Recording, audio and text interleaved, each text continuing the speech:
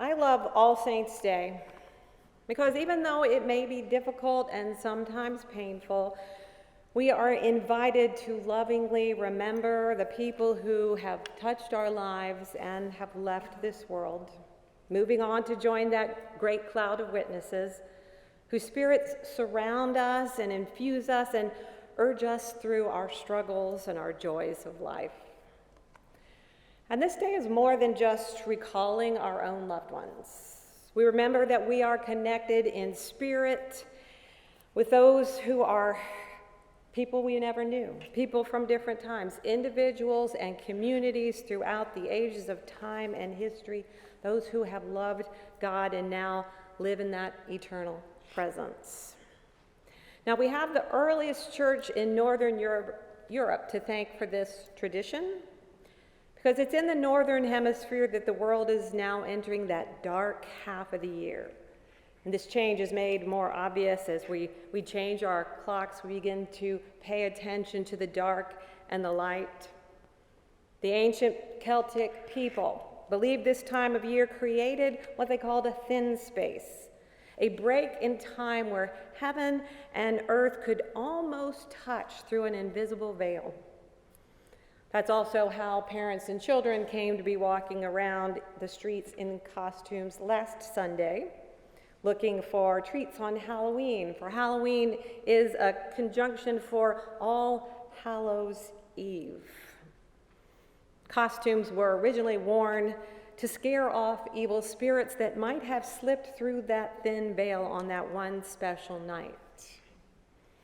Now we gradually transformed that tradition into one of, facing our fears, maybe trying on some new identities, wearing costumes that embrace our heroes or challenge our villains, becoming for a moment maybe our alter ego in life.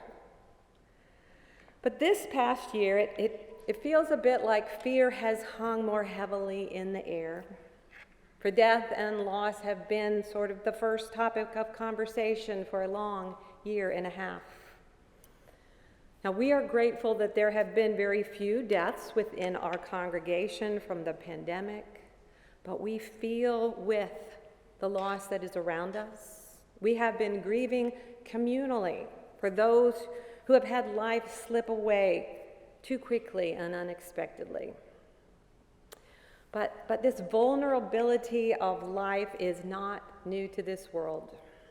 And the early Christians of Europe passed down the tradition also of All Saints' Day, just allowing that possibility that those who walked before us might also be especially close to us in these late autumn days.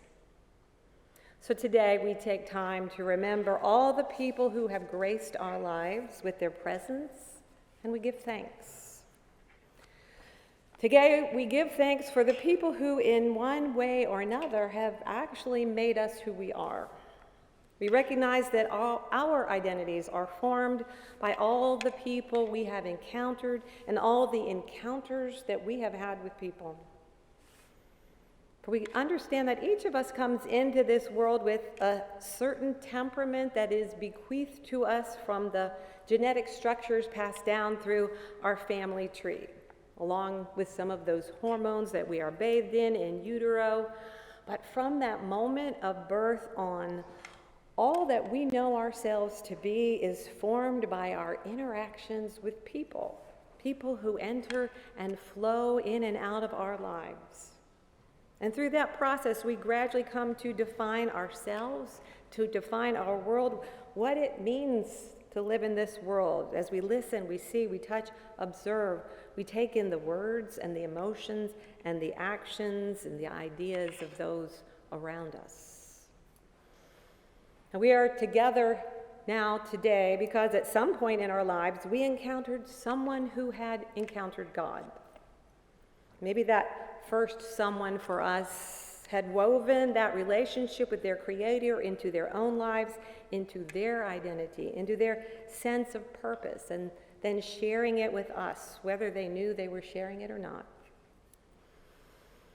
So we remember today that we are surrounded somehow by a great cloud of witnesses, witnesses to the meaning of life, witnesses to God's Spirit that has been moving in this world long before we arrived and will continue long after we are gone.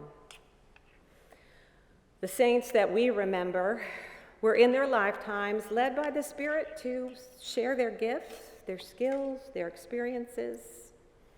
And we are grateful that in their sometimes flawed and halting ways, they shared with us their love, their wisdom, along with their struggles and their joys. So as we thank God for them, we're reminded that we too are called out to be light to those who are coming along with us now, those who will follow after us. Although some days you might feel like you're not much more than a flashlight or a candle that's being blown in the wind, keeps almost going out. But because of the light that others have shed in our lives, we too have something to give. We have something to share. Because basically that's how God works. That's how God's love is made known and made real in this world. It's through people. Through the people that held you as an infant and taught you to trust. Through the teachers who got up every morning and gave their all and their energy and their wisdom in the hopes of enriching your life. God's love is made known through the authors who wrote the books that gave you that aha moment. Someone has lived through what I'm going through. Someone understands and gives me hope. God's love is made real through the nurses that have held your hands and the doctors who have brought healing when you were in pain. And God's love is made real through the advocates and the activists who speak up for those whose pain is hidden, for those whose voice is so often silenced. And this is what Jesus actually spent most of his time doing. And the story that we read today is one example of that.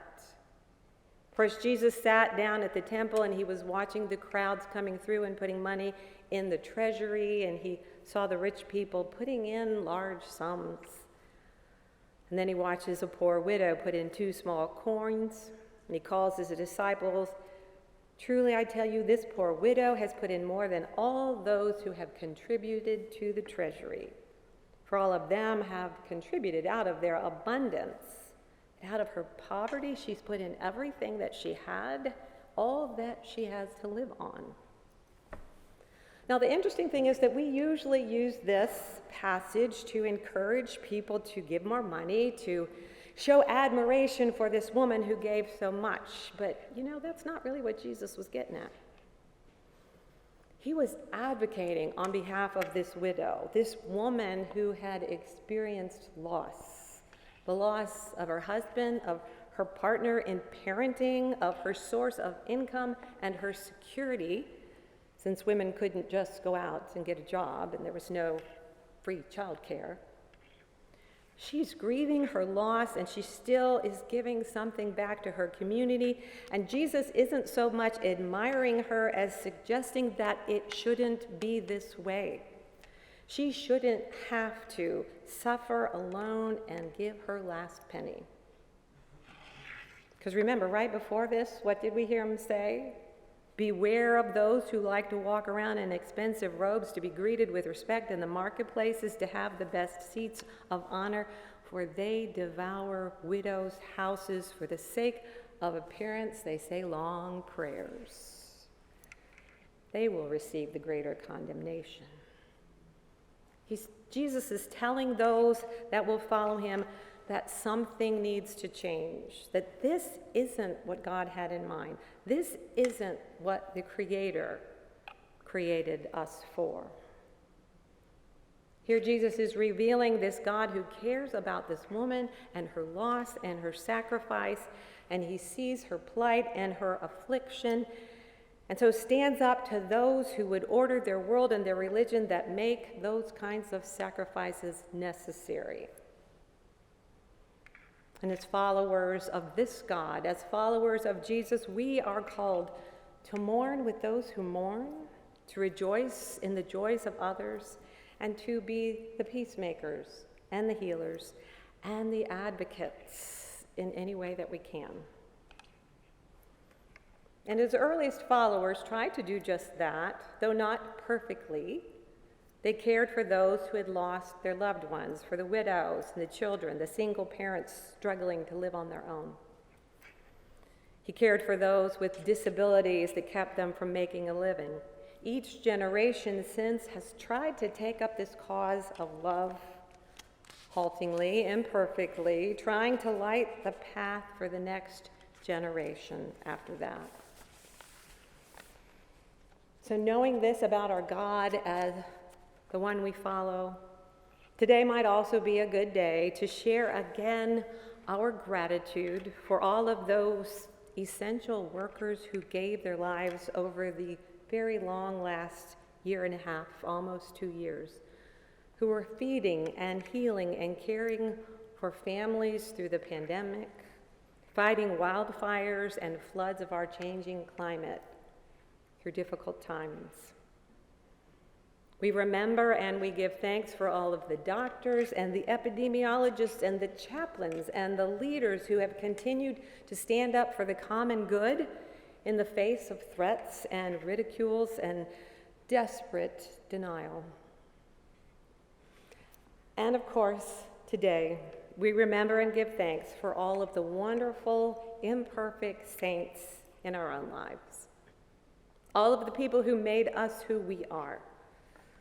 The people whose influence molded us through all of our years into our wonderfully flawed and unique selves.